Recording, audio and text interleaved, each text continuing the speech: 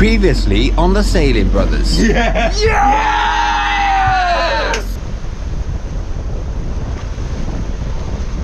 About 28 knots. Yeah. A bit more than we expected. This week on the Sailing Brothers. Something wrong with our engine. It's a mess. The water's been getting in. I haven't got any faith left, Luke. That's amazing, isn't it? To be fair, that's really good. We are currently in the Society Islands, and the next passage... You didn't know.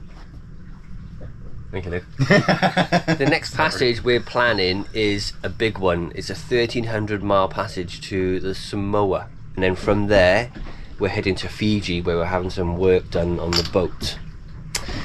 Now, we've been looking at the wind, because we're in the trade wind area. There's a lot of southeast in the wind, and we'll show you on the maps why this could be a little bit of a problem for us. We are here at the moment. We are, see, this is not a problem, the first bit. We're going to sail to about here where there's an atoll, an uninhabited atoll. We're going to stay for a couple of days and check out. It's going to be amazing. Then we're going to sail to Samoa, this city here, which is, again, not a problem. Down with the trades, easy sailing, lovely.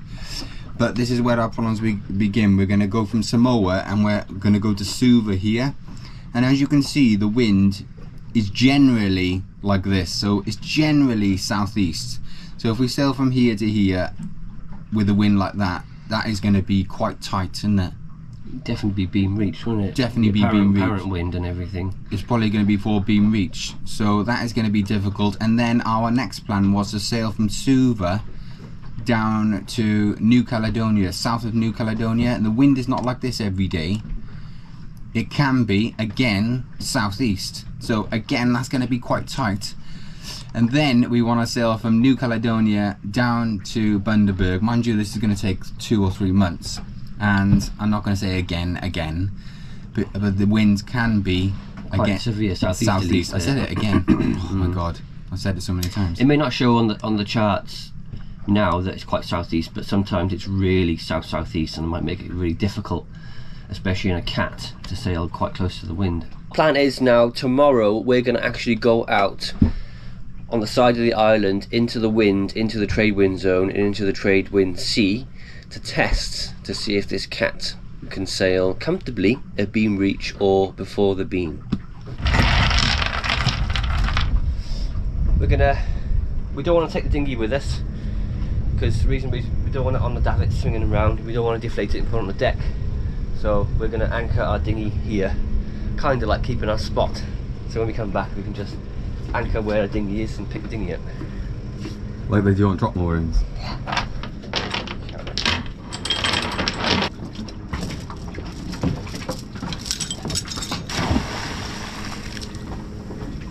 Bye, dinghy. Bye. See you in the next life.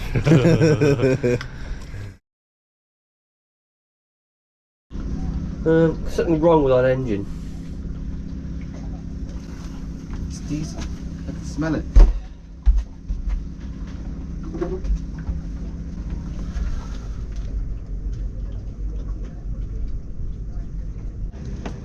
Film it, lad. See where the smoke's coming from.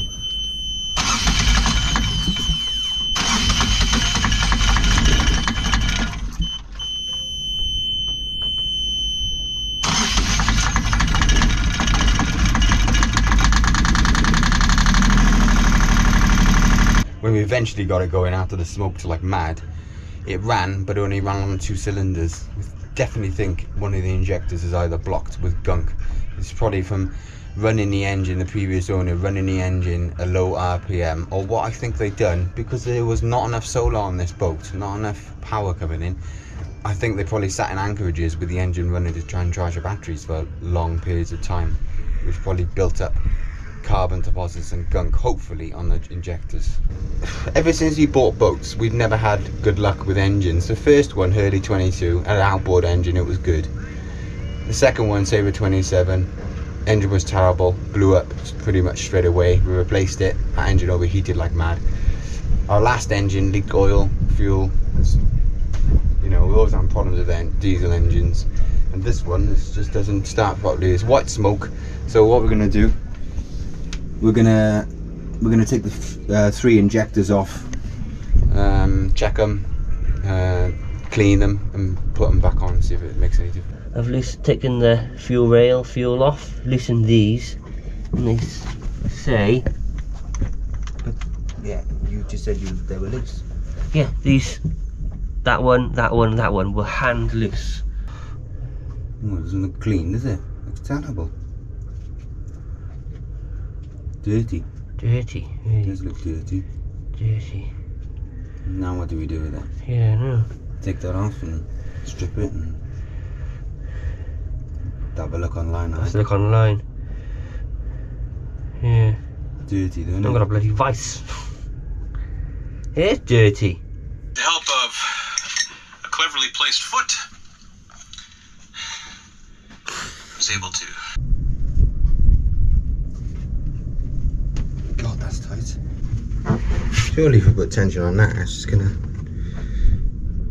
Hopefully this is gonna be really dirty. Yeah.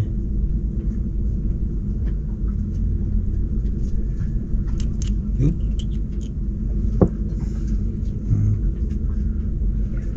Black soot. Yeah, there's a lot of black On soot. there and inside there. We spent the next 20 minutes cleaning the injector with wooden toothpicks as not to scratch any of the surfaces, and carb cleaner. Just got this 3rd injector out. It's a mess. The water's been getting in through it because it's rusty and it's really hard to get out. The washer that came off, it's in pieces. It's absolutely disgusting. It's all rusty. That's probably why we're having such issues. It's this cylinder. And we can't get this one undone, can we? No. We need advice, so we're gonna go to town and try and find somebody with advice. Yeah. And we need to get some rubber washers like this. It won't be hard to get here, I don't think. Just get some rubber washers the same size and put them in, because they just squash down, they don't screw in, so they just squash down, it's going to be fine.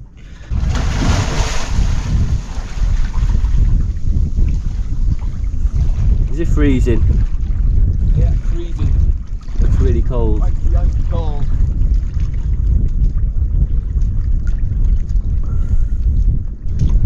Oh, you got that on camera, I'm on the beach.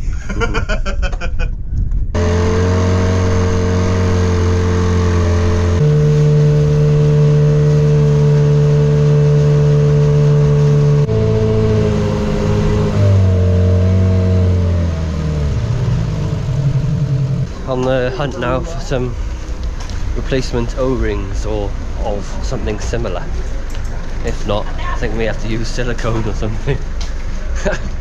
We've got rescue tape, haven't we? We have got rescue tape. That's good, isn't it? Yeah, that can work. That'll work, won't it? It's That will rubbery. work, yeah. We could just cut a little slit out and put it round there. Yeah. Yeah, that would do it. Rescue tape would definitely do it. Just have a look round now. It's very limited here because there's not much here. We come across this shipping container thing and we're improvising, using a vice out of it. So, Yeah. pretending that's in a vice, we're going to turn this anti-clockwise to undo it, yeah? Down, yeah. That's it, isn't it? Yeah. I'm not sure if you'll pull it, but try to.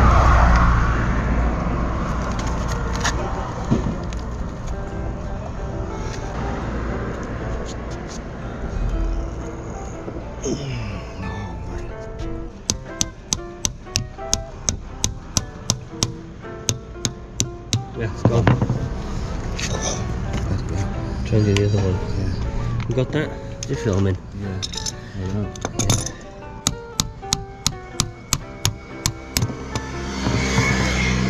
I'm off with it. You just slipped out, I think, didn't I'm it? off with it. Done it. Stood on it. Now I'm just going to walk down there because I know there's some DIY places down there and stuff. Try and get a ring in there. Or we can use rescue tape. Yeah. We're both fed up, aren't we? Well, just fed up with things going wrong. But I suppose Fed up. that's what you get with buying a boat unseen in Tahiti. Isn't it? Yeah. We knew it was going wrong for days though, because it's been harder and harder and harder to start. It just takes like 3 or 4 or 5 times to press To the get button going. to get it going. And then once you run it at full blast, it's blowing out black smoke. So we Yeah. knew it was a problem somewhere. It's slowly getting worse, wasn't it? Yeah. Hard and hard at the start. So a good thing will come out of this. It'll be easy to start and use again. Mind you, this engine has done a serious amount of hours. It's done 4,300 hours. Yeah. It's coming, you know, near the end of its usable life. Probably another 1,000 hours or so. You're starting to get major things wrong with it.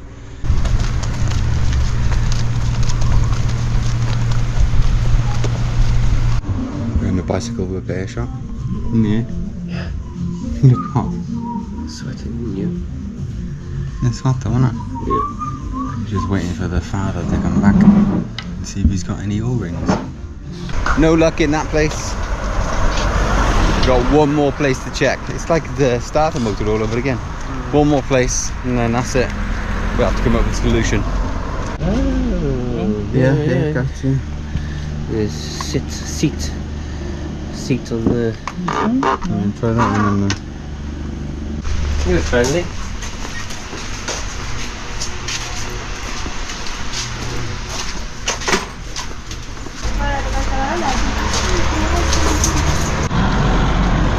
Got some. Pretty lucky finding a set of O-rings. How much were they? Can people guess at home? £25. No, 21p. Something was cheap. I mean, I don't know if they're going to work, 'cause they're quite proud. They will work. But I know they will. if not, we've got a rescue tape. Oh, let's get this job done.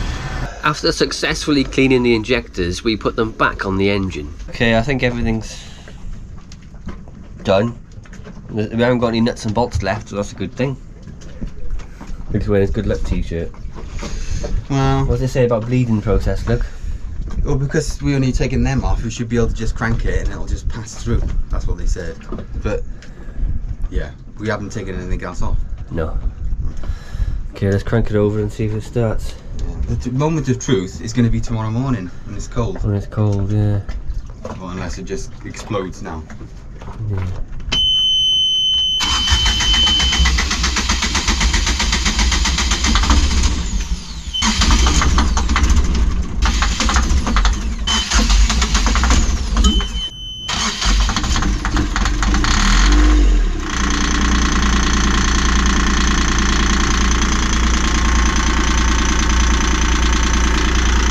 Sounds good. I'm not convinced it's sorted though. No. No.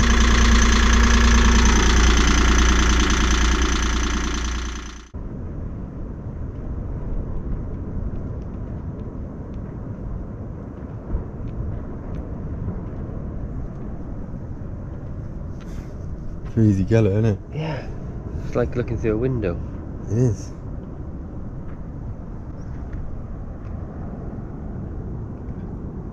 Especially on that side. Weird, isn't it? Incredible place. Can't get water that's cleaner than that.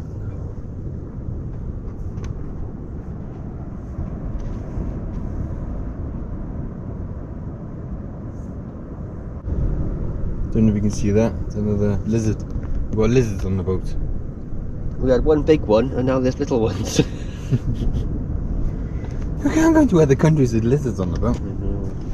Look at it there. Not good, is it? No, it's not. Are they livid? Yes.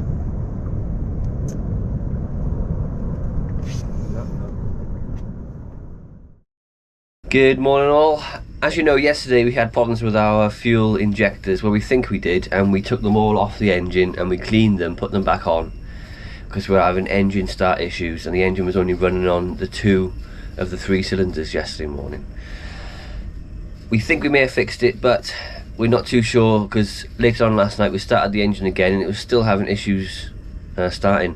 So Luke put a post on Facebook, a group who deal with these Yanmar engines, and they said you want to check for a fuel leak. It sounds like a fuel leak, and we went to look over the engine yesterday and we noticed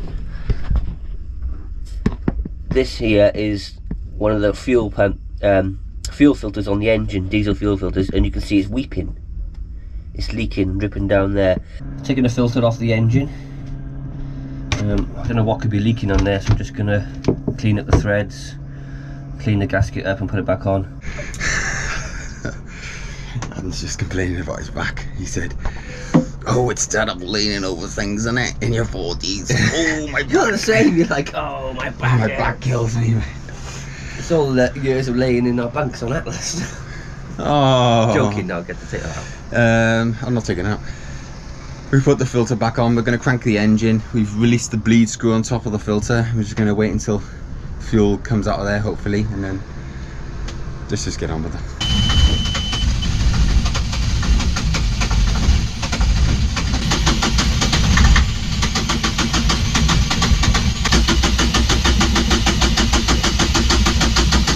We filled up the primary diesel filter with a lift pump now, so everything's full. So I reckon within 5 turns it'll start, and hopefully it'll continue to draw through and there won't be any airlocks in there, and it'll run. I'm not going to get celebrity though, because this... Celebratory. Yeah.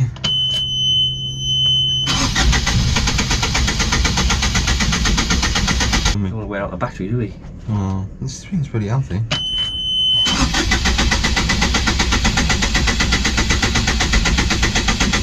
I haven't got any faith left, Luke. We've taken air out of the system, out of the fuel filter. We've taken air out of the high lift pump. High pressure fuel pump as Yeah, well. we're just gonna hope it goes through the injectors, isn't it? Yeah, it's got to know. If it doesn't, we'll have to take the injectors off, the injector things out, and pump it until there's fuel going to the injectors. Yeah. It's a simple job, really. Isn't it? Yeah.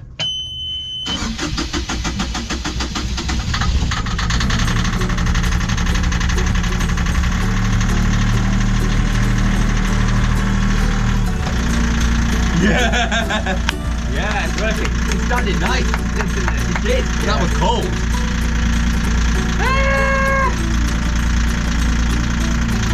We're going out sailing today. Yes!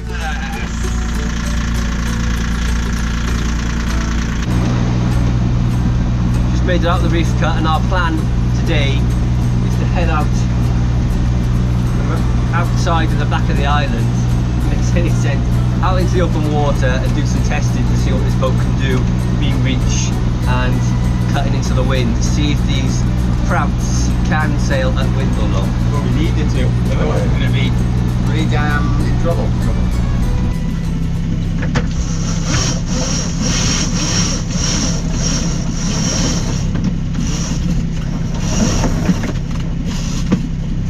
What you looking like? See that? We've got 13 knots of breeze with 60 degrees on the angle scale, and we're doing 5.4 knots. 6 knots at the moment, 5.2. The sail plan at the moment, they've got a full mainsail, stay sail, a full genoa, and we're doing really well.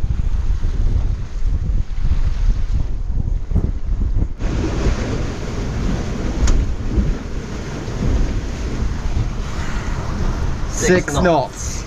It's faster than Atlas. Wind. That's amazing, isn't it? To be fair, that's really good. Yeah. That's really, really good. And how much wind? 13 knots. 13 knots. Wow. Stomping I'm along. very impressed. Very impressed.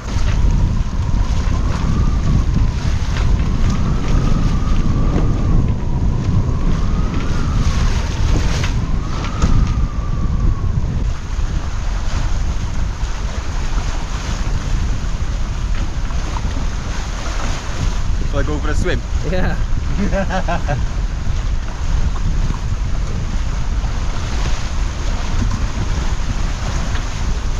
She sails at 60 degrees to the wind very nicely, 5 to 6 knots. But as expected, down below there's quite a bit of slamming. A little bit of slamming now and again.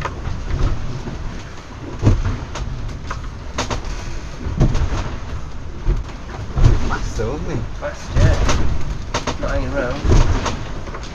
I suppose if you had a lot of slamming, you could reduce sail and just go slower. I think that's the key. Enough, 4 knots. Anything above 60, she'll fall off the wind and stop. Crash and burn. Yeah. But I'm really, really pleased with 60 degrees to the wind. And me. I didn't think she could do it, but with the mainsail, the genoa and the staysail, Perfect. Beautiful job. If you enjoyed this episode, please don't forget I've got a mouthful of bread. Please don't forget to give us a like, subscribe and share. It really does help us out. Sorry, I am very much a pig. Yeah, I know you're an absolute pig, Luke. A huge thank you to all our amazing supporters we get. No. A huge thank you to all... What was I saying? A huge thank you to all our amazing supporters for making this adventure possible. Thank you so much. Next time, as you see on the screen, we are heading offshore for a massive passage of 1,300 miles to Samoa. So hopefully nothing goes wrong because it's 1,300 miles into the open ocean. Join us next time for that. We begin the passage in the next episode. Bye.